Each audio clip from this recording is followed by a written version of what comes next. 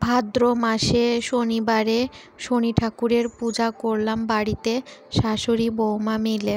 Hello everyone, good morning. কেমন আছো সবাই? আশা করছি সবাই অনেক ভালো আছো, সুস্থ আছো। আমরাও ভালো আছি।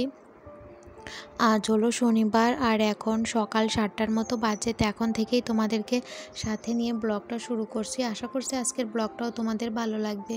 যদি ভালো লাগে তাহলে প্রথম থেকে শেষ পর্যন্ত দেখার অনুরোধ রইল। তো সকালে ঘুম থেকে উঠে বাসি কাজকর্ম সেরে ফ্রেশ হয়ে নিয়েছি। ফ্রেশ হয়ে তারপরে সকালবেলায় প্রথমেই দেখলে তোমরা শাপলা ফুল আর কি, আজও শাপলা ফুল বাড়িতে বিক্রি করতে আসছিলো, তো সেখান থেকে আর কি শাপলা ফুল নেওয়া হয়েছে, তাই তোমাদের সাথেও একটু শেয়ার করলাম। তারপর এই যে দেখো মা ওইদিকে রান্নাবান্না করছে, তো কচুর তরকারি রান্না করা হবে।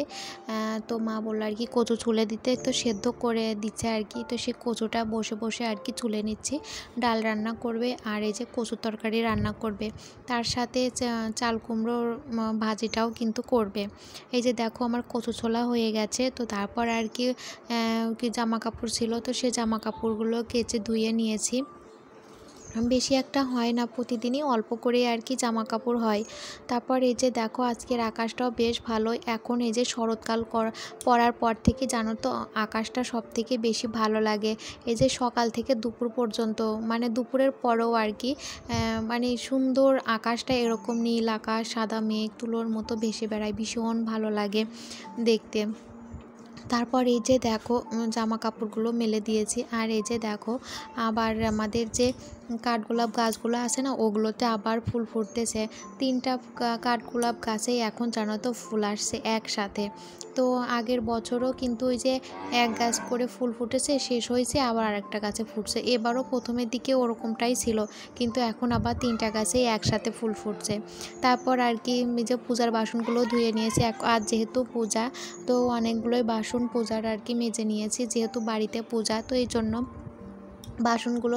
অনেকগুলোই বাসন আর কি মেজে ধুয়ে নিয়েছি। সমস্তটা একদম চকচক করে পরিষ্কার করে নিয়েছি।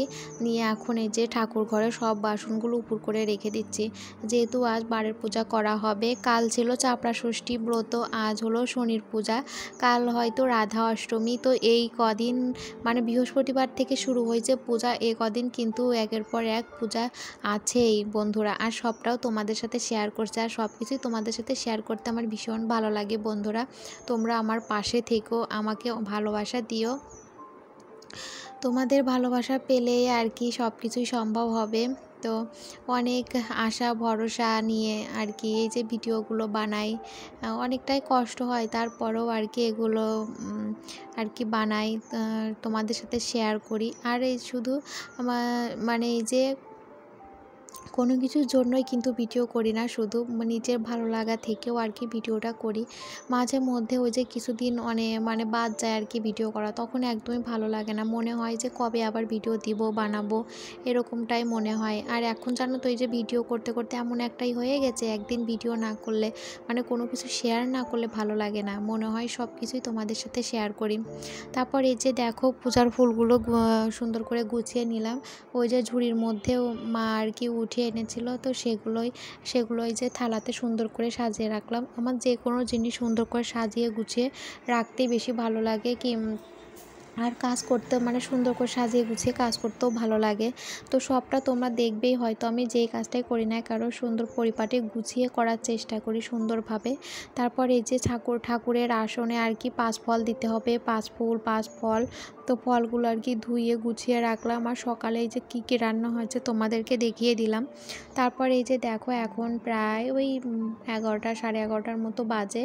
তা কাল আর কি যে চাপড়া ষষ্ঠী ব্রত পূজা ছিল, তো সেটা আমাদের আর কি পেছনের দিকটাতে হচ্ছিল, তো ওখানে আমরা সবাই ছিলাম।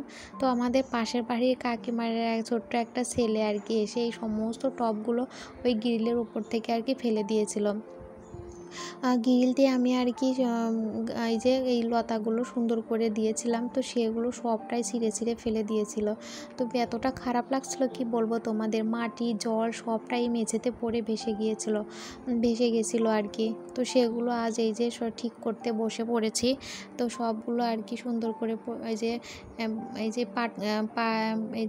পাট কাঠি আছে না, ওগুলো আর কি যখন আর কি ছোট্ট আর কি গাছগুলো লাগিয়েছিল তখন আর কি এগুলো গেড়ে তারপর আর কি গাছগুলো লাগিয়েছিল, তো সেগুলো সব ভেঙে ফেলে দিয়েছে। তো সেগুলো আর কি উঠিয়ে মানে ভেঙে দিলাম আর কি, ওগুলো আর দিব না, ওগুলো এখন আর লাগবে না। তো এই যে দেখো কত বড় বড় গাছ হয়ে গেছে। একবার ভাবছি যে এগুলো কেটে কেটে আবার লাগাবো, কিন্তু আবার ভাবছি না থাক এভাবেই। আর এই যে দেখো এই ডালটা আর কি ভেঙেই গেছে, তো সেগুলো 2-1টা ডাল আর কি ভেঙে গেছে, তো সেগুলো আলাদা পটে আর কি লাগিয়ে দিলাম। এই যে বোতল কেটে তারপর বোতলের মধ্যে এগুলো লাগিয়ে দিলাম, দেখতে কিন্তু ভীষণ ভালো লাগছে। তো গাছগুলোতে সবগুলো গাছই আর কি ঠিক করে নিয়েছি। এই যে এবার গ্রিলের উপর দিয়ে আর কি সবগুলো গাছ টব আর কি বেঁধে দিয়ে তোমাদেরকে দেখাবো পুরোটা। তো গাছে জল দিয়ে দিলাম, তারপর আর কি তোমাদের সাথে সবটা শেয়ার করব। তো গাছগুলো এখন একটু এই যে ভালো করে গুছিয়ে রাখছি, রেখে তারপরে আর কি তোমাদের সাথে শেয়ার করছি কেমন লাগছে। এই যে দেখো বন্ধুরা, সবগুলো গাছ এভাবে গ্রিলের উপর দিয়ে রেখে দিয়েছি। তোমরা অবশ্যই কমেন্টে জানিও তো দেখতে এভাবে ভালো লাগছে কিনা, না আগেই দেখতে বেশি ভালো লাগতো, অবশ্যই কিন্তু কমেন্টে জানাবে। তোমাদের কমেন্টের অপেক্ষায় থাকি, মানে কি কমেন্ট করবে তোমরা, আমার খুব ভালো লাগে বন্ধুরা তোমাদের কমেন্ট পড়তে, প্লিজ কমেন্ট করো তোমরা। তো তারপর আর কি ঘর মুছে চান করে নিয়েছি, চান করে আছে তো পূজা, তো চান সেরে এখন পূজার কাজকর্ম করতে হবে। তার আগে ঘরের পূজা দিলাম, ঘরের পূজা দিয়ে এখন যে তুলসী আসনে জল দিয়ে দিলাম। প্রতিদিনই আর কি আমি তুলসী আসনে জল দেওয়ার চেষ্টা করি, যেই দিন আর কি ওই যে 1টার পরে আর কি জলটা দিতে পারি না, যদি 1টার আগে স্নান সেরে নিই তাহলে আর কি তুলসী আসনে জলটা দেই। তো এই যে তুলসী আসনে জল দিয়ে দিলাম, তারপরে যে সব কিছু ঘর থেকে রেডি করে নিয়েছি, নৈবেদ্য প্রসাদ সাজিয়ে নিয়েছি, ফল প্রসাদ সব কিছু বানিয়ে গুছিয়ে নিয়ে এখন এই যে বাইরে নিয়ে আসছি, নিয়ে এসে এই যে ঘট বসিয়ে দিলাম আগে। তারপর যে ফলগুলো ধুয়ে রেখেছিলাম ওগুলোতে সিঁদুর দিয়ে এখন এই যে সুন্দর করে গুছিয়ে নিচ্ছি পূজার জায়গাটা।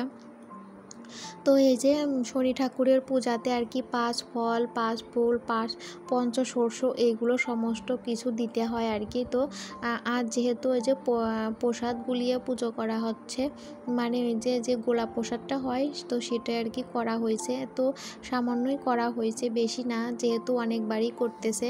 আর এখানে কাউকে আর কি নেমন্তন্ন করা হয়নি, ওই যে ভাদ্র মাসে একটু প্রসাদ গুলিয়ে করতে হয়, এই জন্যই আর কি করা হচ্ছে। তো এই যে দেখো সব কিছু রেডি করে নিয়েছি প্রসাদ বানিয়ে, আর এই যে এটা হলো গোলাপ প্রসাদ, তো সব কিছু রেডি করে তারপর একটু তোমাদের সাথে শেয়ার করছি।